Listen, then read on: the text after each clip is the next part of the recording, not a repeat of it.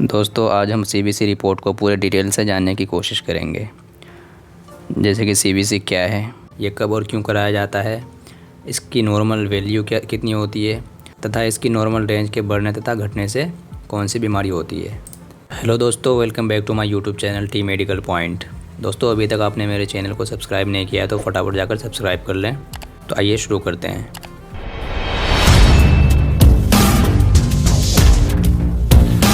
सबसे पहले बात करते हैं कि सीबीसी क्या होता है। सीबीसी का पूरा नाम होता है कंप्लीट ब्लड काउंट या ब्लड सेल्स प्रोफाइल। डॉक्टर कई नामों से भी लिखते हैं इसे, जैसे ब्लड सेल्स प्रोफाइल, एफबीसी यानी कि फुल ब्लड काउंट, या फिर हीमोग्राम। ये कई नामों से आपको डॉक्टर के परिचय में ये टेस्ट सीबीसी टेस्ट को देखने को मिल सकता है। ठीक है, आपको कंफ्यूज नहीं होना है। तो अब बात करते हैं कि सीबीसी क्या होता है, व्हाट इज़ सीबीसी। तो सीबीसी एक ब्लड टेस्ट है जिसे पेशेंट के ब्लड को एक पर्पल कलर के वायल में डालकर लैब में भेजा जाता है टेस्ट के लिए, जिससे कई सारी बीमारियों का पता लगाया जाता है। तो ये बता दूं कि डॉक्टर का फर्स्ट चॉइस जो रहता है ये सीबीसी रहता है, क्योंकि इसमें बहुत सारी जानकारी मिल जाती है। हमें सिम्टम्स भी मिल जाता है कि कौन सी बीमारी इसको होने वाली है या हुई है। अब जानते हैं कि सीबीसी कब और क्यों कराया जाता है। तो जब हम डॉक्टर के पास जाते हैं तो डॉक्टर हमें एग्जामिन करते हैं। तो किस चीज़ का एग्जामिन करते हैं, ये सारा यहाँ पे डिटेल्स लिखा हुआ है। जैसे फटीग यानी कि थकान महसूस हो, या फिर वीकनेस हो, कमज़ोरी आ गई हो, या फिर वेट लॉस हो रहा हो, ठीक है, वज़न का घटना, या फिर कोई फीवर हो, टाइफाइड, मलेरिया, डेंगू वगैरह कुछ भी हो, तो उसे हम जांचने के लिए हम सीबीसी रिपोर्ट कराते हैं। फाइंड इन्फेक्शन, किसी भी इन्फेक्शन को फाइंड करने के लिए कि कौन सा इन्फेक्शन हो रहा है या हुआ है। डायग्नोसिस ऑफ डिजीज़, किसी भी बीमारी को डायग्नोस करने के लिए हम सीबीसी भी कराते हैं। ब्लड लॉस, जब हम किसी एक्सीडेंट में हमारा ब्लड काफ़ी मात्रा में ब्लड लॉस हो चुका होता है तो उसको जांचने के लिए हम सीबीसी कराते हैं। या फिर कोई गंभीर बीमारी से जूझ रहा है तो तब भी हम सीबीसी कराते हैं। जैसे ब्लड कैंसर, बिफोर सर्जरी से भी पहले डॉक्टर जो सीबीसी कराते हैं। और भी बहुत सारी वजह है जो सीबीसी कराया जाता है।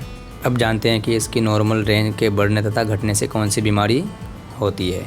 तो सबसे पहले बात करते हैं हीमोग्लोबिन की, जिसे हम शॉर्ट में HGB लिखते हैं। ठीक है, हम क्या डॉक्टर लिखते हैं HGB यानी कि हीमोग्लोबिन। ठीक है, haemoglobin is a protein in our body that contains iron. ठीक है, हीमोग्लोबिन हमारे बॉडी में जो है प्रोटीन का काम करता है, जिसमें आयरन प्रेजेंट रहता है। हीमोग्लोबिन को बनने के लिए आयरन की नीड होती है। ठीक है, इसके फॉर्मेशन के लिए आयरन ज़रूरी होती है। ब्लड का कलर लाल इसलिए होता है क्योंकि इसमें हीमोग्लोबिन प्रेजेंट होता है।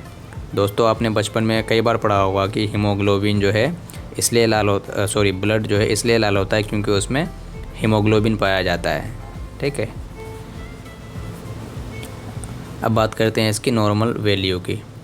हीमोग्लोबिन की नॉर्मल वैल्यू कितनी होती है, मेल में अलग होती है। ठीक है, फीमेल में अलग, चिल्ड्रन में अलग और न्यू बॉर्न में अलग। जो मैंने यहाँ पे लिख रखा है आप देख सकते हैं। मेल में 13 से 18 ग्राम पर डेसीलीटर, फीमेल में 12 से 16 ग्राम पर डेसीलीटर और चिल्ड्रन में 14 से 17 ग्राम पर डेसीलीटर। यहाँ पे डी मैंने भूल गया लिखना। न्यू बॉर्न बेबीज़ में 17 से 19 ग्राम पर DL होता है। ठीक है, तो हीमोग्लोबिन की कमी से होने वाले रोग को एनीमिया कहते हैं। जब हमारे बॉडी में खून की कमी हो जाती है तो उसके कारण होने वाले रोग को एनीमिया कहते हैं। अब बात करते हैं हमारे अगले पॉइंट WBC की, जिसका फुल फॉर्म होता है white blood cells.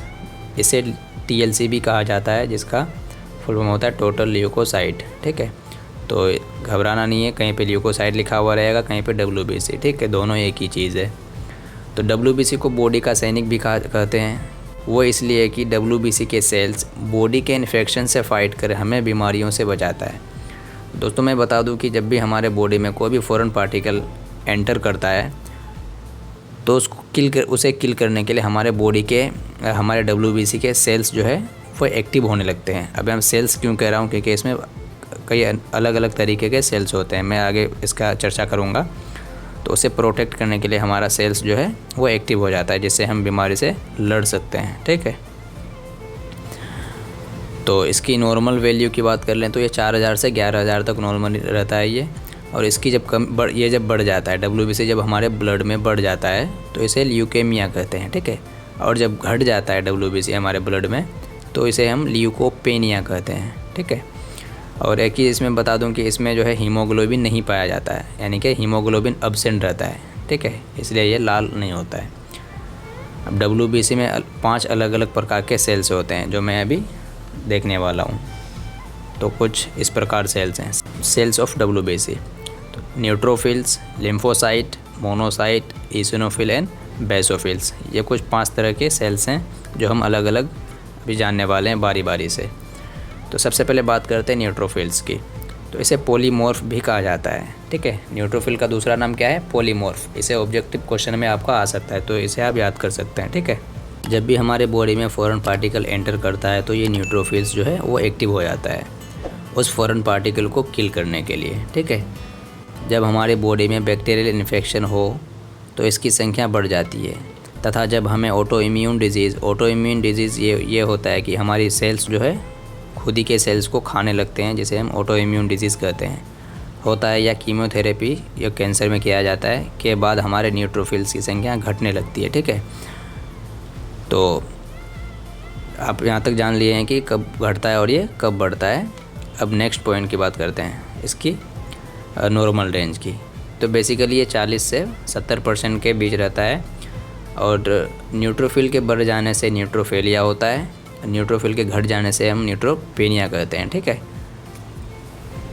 Next point है हमारा लिम्फोसाइट।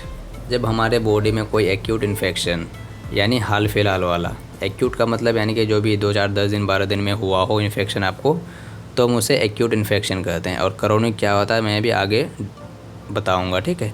तो एक्यूट इन्फेक्शन यानी हाल फिलहाल वाला इन्फेक्शन हो तो लिम्फोसाइट बढ़ जाता है, या फिर कोई वायरल या पैरासाइट जैसे कि कोई मतलब कि आपको पेट में कीड़े वगैरह हो गए हो, या और भी कारण हो सकते हैं, ठीक है। तो पैरासाइट इन्फेक्शन की वजह से इसकी संख्या बढ़ जाती है। या वायरल हेपेटाइटिस हो, इसमें भी जो है आपका लिम्फोसाइट बढ़ जाता है, ठीक है। या फिर बॉडी में इन्फ्लेमेशन हो गया हो जिससे लिम्फोसाइट की संख्या बढ़ जाती है और हमारे बॉडी को प्रोटेक्ट करता है। अब बात करते हैं इसकी नॉर्मल रेंज की। तो ये 20 से 40% रहता है, ठीक है। लिम्फोसाइट के बढ़ जाने को हम लिम्फोसाइटोसिस कहते हैं, ये मेन पॉइंट है एग्ज़ाम के पर्पज़ के तौर पर। लिम्फोसाइट के बढ़ जाने को लिम्फोसाइटोसिस कहते हैं, आप ध्यान रखिए, ठीक है। नेक्स्ट पॉइंट है हमारा मोनोसाइट्स। दोस्तों, जब हमारे बॉडी में क्रोनिक इन्फेक्शन हो या ऑटो इम्यून डिजीज़ हो तब इसकी संख्या बढ़ने लगती है, जैसे टीबी। तो मैंने बात किया है कि एक्यूट इन्फेक्शन जो हाल फिलहाल में हुआ हो, अब यहाँ पे आया है क्रोनिक इन्फेक्शन जो लंबे टाइम तक चलता है, ठीक है। 2, 4 महीने, 10 महीने, 1 साल, 2 साल तक चलने वाले को क्रोनिक इन्फेक्शन कहते हैं, ठीक है। जैसे टीबी, ट्यूबरकुलोसिस इसका एग्जाम्पल है। और ऑटो इम्यून डिजीज़ के बारे में तो मैंने पहले ही बात कर चुका है। क्या होता है कि खुद का सेल खुद को खाने जब लगता है, हमारा सेल अंदर का, तो उसे ऑटो इम्यून डिजीज़ कहते हैं। तो नॉर्मल रेंज की बात करें तो इसमें 20 से 40% रहता है ये, और इसके बढ़ जाने को मोनोसाइटोसिस कहते हैं, ठीक है। नेक्स्ट पॉइंट है हमारा ईसिनोफिल। जब भी हमारे बॉडी में कोई एलर्जिक रिएक्शन हो, जैसे खुजाना, बॉडी में रैशेज़ होना, स्किन रैशेज़ होना, ठीक है, या पैरासाइट इन्फेक्शन हो, पेट में कीड़े होना, या अस्थमा जैसी रिएक्शन हो, तो ऐसी कंडीशन में हमारे ईसिनोफिल बढ़ जाते हैं। तो दोस्तों, जब भी हमारे बॉडी में कोई भी मतलब कि एलर्जिक रिएक्शन होता है तो नॉर्मली हम दवाई लेते हैं। अगर उससे आराम ना हो तो हम डॉक्टर के पास जाते हैं, तो डॉक्टर ईसिनोफिल्स की जांच से हमारा रिपोर्ट देख के बताता है कि आपको कौन सी एलर्जी हुई है, ठीक है। तो फिर उसी हिसाब से वो दवाई चलाते हैं। आप इसका डायग्राम देख सकते हैं ईसिनोफिल का, किस तरह का होता है, ये इस तरह का होता है, ठीक है। बात करते हैं इसकी नॉर्मल रेंज की। तो ये 0 से 6% होता है, ठीक है। और इसके बढ़ जाने से ईसिनोफिलिया नामक बीमारी होती है, ठीक है। तो नेक्स्ट पॉइंट है मेरा बेसोफिल्स। जब हमारे बॉडी में कोई बैक्टीरियल इन्फेक्शन या वायरल इन्फेक्शन या फिर पैरासाइट इन्फेक्शन हो तो इससे बेसोफिल की संख्या बढ़ जाती है। या हमारे बोन मेरो में कोई डिसऑर्डर्स हो तो बेसोफिल तब भी बढ़ जाती है। तो दोस्तों, आप जानते हैं कि बैक्टीरियल इन्फेक्शन क्या होता है। जब भी हम कंटामिनेटेड फूड या वाटर लेते हैं या फिर किसी और के कारण मतलब कि आपका बैक्टीरिया जो है शरीर में आ सकता है, जिससे पेशेंट बीमार पड़ सकता है।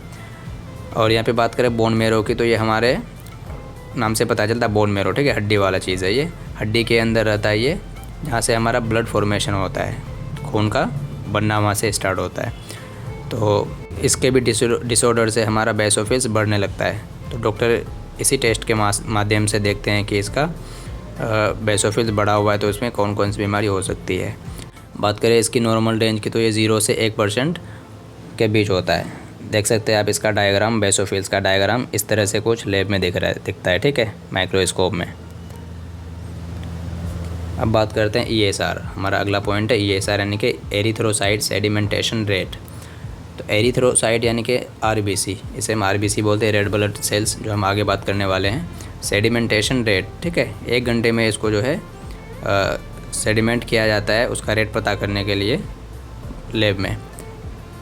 तो जब भी हमारे बॉडी में कोई इन्फ्लेमेशन या इन्फेक्शन हो तो डॉक्टर इसे पता करने के लिए ESR कराते हैं, ठीक है। कई डॉक्टर जो है अलग से कराते हैं, कई डॉक्टर जो है मतलब कई लैब वाले जो है उसी में दे देते हैं CBC के रिपोर्ट में। जैसा कि आप देख सकते हैं इसमें एक ही CBC रिपोर्ट में ESR भी है, ठीक है, और भी सारे सेल्स के बारे में लिखा हुआ है।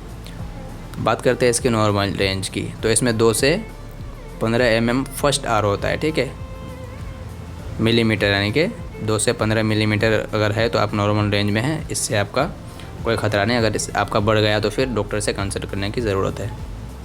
अगला पॉइंट है हमारा RBC, रेड ब्लड सेल्स, जिसे हम एरिथ्रोसाइट्स भी कहते हैं।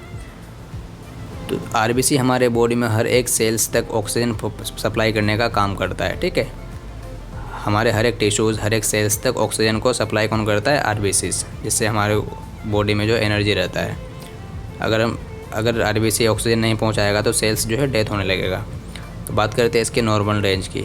तो सब में अलग अलग इसका नॉर्मल रेंज होता है। जैसे मेल में 4 से 5.9 मिलियन होता है, फीमेल में, यहाँ पे गलत लिख के आऊँ मैं, फीमेल में 0.3 से 5.2 मिलियन, न्यू बॉर्न में 5.1 से 5.3 मिलियन, और चिल्ड्रेन में जो है 4 से 5.5 मिलियन तक हो सकता है, ठीक है। तो आप इसका नॉर्मल वैल्यू याद रख सकते हैं, नहीं भी याद रखेंगे तो रिपोर्ट में खुद ब खुद आ सकता है, आप देख सकते हैं ऊपर। अब बात करते हैं कि RBC के बढ़ जाने से क्या होता है, ठीक है। तो इसमें 2 चीज़ होता है, अगर RBC बढ़ गया तो पॉलीसाइथीमिया, और घट गया तो एनीमिया होने की संभावना रहती है। आप देख सकते हैं रेड ब्लड सेल्स को, ठीक है। तो ये कुछ यहाँ डायग्राम है, यहाँ पे प्लेटलेट आया जो मैं अभी आगे बात करूँगा। अब बात करते हैं प्लेटलेट्स के बारे में। यहाँ पे लिखा हुआ कि it is a clotting factor, ये खून को थक्का बनने का काम करता है, थक्का बनाने का काम करता है, ठीक है।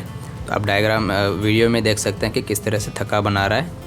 जब हमारे ब्लड जो है ऑक्सीजन के कांटेक्ट में आता है तो वो एक्टिव हो जाता है और थक्का बनने लगता है। देखिए इसका मेन काम ब्लड को क्लॉट करने का होता है। जब भी हमारे बॉडी में कहीं पर कट लग जाए या किसी और कारण की वजह से ब्लीडिंग हो तो इसे रोकने का काम प्लेटलेट करता है, ठीक है। आप यहाँ पे डायग्राम में देख सकते हैं थ्रोम्बोसाइटोपेनिया लिखा हुआ है यहाँ पे। इसका मतलब ये है कि आपका प्लेटलेट बहुत डाउन हो गया है। जब प्लेटलेट डाउन होता है ज़्यादा तो उसे हम थ्रोम्बोसाइटोपेनिया कहते हैं। ये नॉर्मल प्लेटलेट काउंट है, जो आप वाइट कलर का दिख रहा है आपको यहाँ पे, ये प्लेटलेट्स है, ठीक है। और ये RBC है जो हमारा चिपटा आकार का दिख रहा है, ये रेड ब्लड सेल्स है, ठीक है।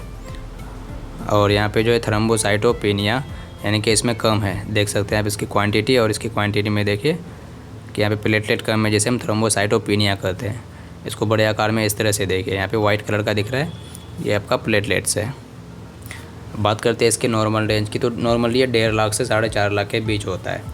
अब ये कम कब होता है कि जब भी हमें कभी फीवर हो गया हो, जैसे डेंगू हो गया हो या फिर मलेरिया हो गया हो, तो उस पोजीशन में, उस कंडीशन में जो हमारा प्लेटलेट बहुत ही तेज़ी से नीचे गिरने लगता है, तो फिर डॉक्टर हमें ट्रीट करने का सलाह देते हैं, ट्रीट करते हैं हमें। नेक्स्ट पॉइंट है हमारा PCV या हेमेटोक्रिट। तो PCV का फुल फॉर्म होता है पैक्ड सेल वॉल्यूम, ठीक है। ये हमारे बॉडी में RBC के वॉल्यूम को मेज़र करने के लिए प्रयोग किया जाता है। हमारे RBC यानी कि रेड ब्लड सेल्स के आयतन को मेज़र करने का काम PCV करता है। इसकी मदद से हम देखते हैं इसकी वॉल्यूम क्या है। इसकी नॉर्मल रेंज की बात करें तो मेल में 40 से 54% और फीमेल में 38 से 47% के बीच रहता है। नेक्स्ट पॉइंट है हमारा MCV, मीन कॉर्पस्कुलर वॉल्यूम, ठीक है। तो MCV का काम हमारे ब्लड के शेप एंड साइज़ को मेज़र करने का काम आता है, ठीक है। हमारे ब्लड में शेप एंड साइज़ क्या है उससे पता किससे लगाया जाता है? MCV से पता लगाया जाता है। बात करें इसकी नॉर्मल रेंज की तो 80 से 96 फेमटोलीटर पर ब्लड सेल होता है, ठीक है। तो इसका यूनिट है ये। इसके बढ़ जाने को मैक्रोसाइट कहते हैं तथा इसके घट जाने को माइक्रोसाइट कहते हैं। कॉमन नेम है, थोड़ा सा डिफरेंस है, ठीक है। माइक्रो और मैक्रो का फ़र्क है, तो आपको यहाँ पे ध्यान देने वाली बात है। नेक्स्ट बात करते हैं कि MCH क्या होता है। मीन कॉर्पस्कुलर हीमोग्लोबिन इसका फुल फॉर्म होता है। ये हमारे हीमोग्लोबिन के परसेंटेज को बताता है कि हर एक रेड RBC में कितना % MCH प्रेजेंट है, ठीक है। तो हमारे हीमोग्लोबिन के परसेंटेज को बताता है बेसिकली। बात करते हैं इसके नॉर्मल रेंज की तो 27 से 32 पिकोग्राम होता है, ठीक है। तो नेक्स्ट पॉइंट है हमारा MCHC, जिसका फुल फॉर्म होता है मीन कॉर्पस्कुलर हीमोग्लोबिन कॉन्सेंट्रेशन, ठीक। तो ये ब्लड में RBC के आकार, ठीक है, शेप तथा साइज़ को मेज़र करते हैं, ठीक है। इससे हमें पता चलता है कि हमारा RBC जो है किस शेप में है और किस साइज़ में है। बात करें इसकी नॉर्मल रेंज की तो ये 33.4 से 35.5 ग्राम पर DL तक होता है, ठीक है। तो दोस्तों ये थी हमारी एक छोटी सी जानकारी। आई होप कि आपको अच्छी लगी होगी। अगर अच्छी लगी ये वीडियो तो हमारे चैनल को सब्सक्राइब कर दें ताकि इसी तरह की वीडियो आप तक पहुंचते रहे।